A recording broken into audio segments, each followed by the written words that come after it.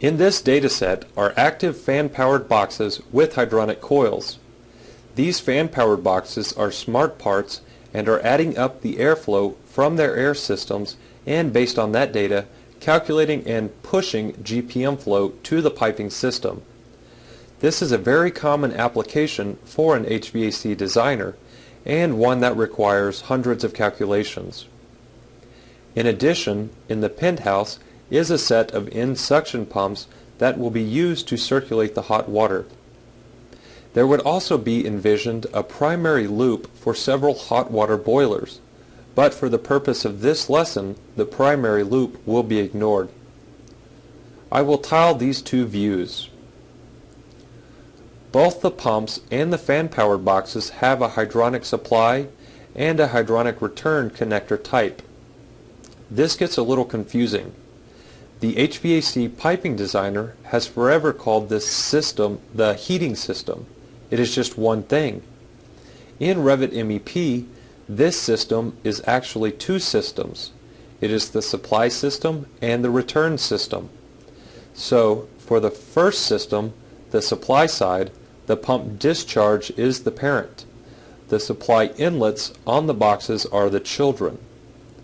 For the second system, the return side, the pump suction is the parent, and the return outlets are the children.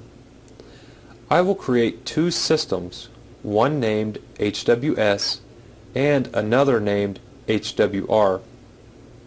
These system names will be used for filtering. In this view, Revit will look at all the piping in the view, and any pipe, pipe accessory, or pipe fitting that has a system name that equals HWS will be turned red. The same will be true for HWR, only it will also change the line type to be dashed. To create a named system, select a child object. In this case, it is a fan-powered box. In the contextual ribbon panel, under the Create Systems panel, pick the Piping button. This will bring up a dialog box called Create Piping System. Here I can choose the system type and give the system a name. Here I will enter in the name I want. This is HWS. I will then select OK. Next, select the Edit System button from the System Tools palette in the Piping Systems contextual ribbon. This brings up the Edit Piping System contextual ribbon, which gives us all of the options to setting up a system.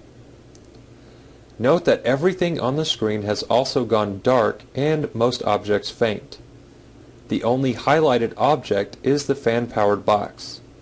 This is a selection mode that only highlights the selected objects.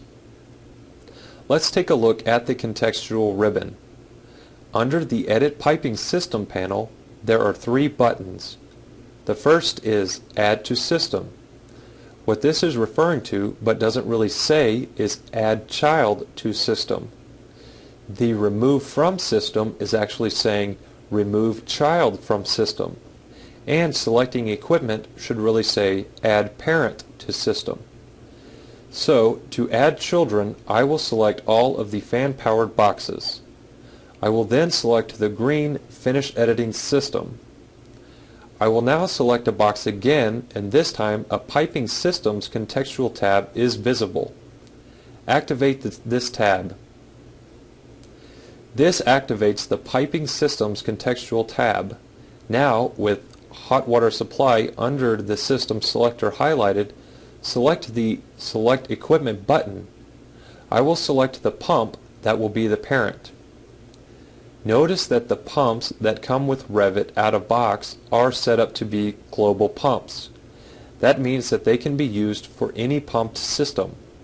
I have changed these already so that the discharge is a hydronic supply connector and the suction is a hydronic return connector.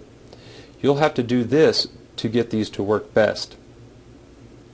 Notice that when I select a piece of equipment on the hot water supply piping system and select the Piping Systems tab, I can select the Edit Type Properties button. This is where I can specify the fluid type. Revit comes embedded with a series of fluid types, namely water and the various percentages of glycol solutions.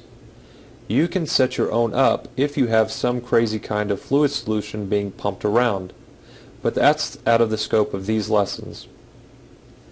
This system will have water of a fluid temperature of 180 degrees. These settings will change the viscosity and density values, which are then in turn used for head, friction, and pressure calculations. So if you're using glycol for freeze protection in your systems, be sure to change these values here. Now do the same system creation for the hot water return children. To create the HWR named system, select a child object. In this case, it is a fan-powered box. In the contextual ribbon panel, under the Create Systems panel, pick the Piping button. This will bring up a dialog box called Create Piping System. This time, I will choose the system type to be Hydronic Return and name it HWR. I will then select OK. Next, select the Edit System button from the System Tools palette in the Piping Systems contextual ribbon. This brings up the Edit Piping System contextual ribbon, which gives us all of the options to setting up a system. Note that everything on the screen has also gone dark with most objects faint. The only highlighted object is the fan-powered box. This is a selection mode that only highlights the selected objects. Select the Add to System button and select all of the fan-powered boxes. Now, select the Select Parent Equipment button and select the End Suction Pump.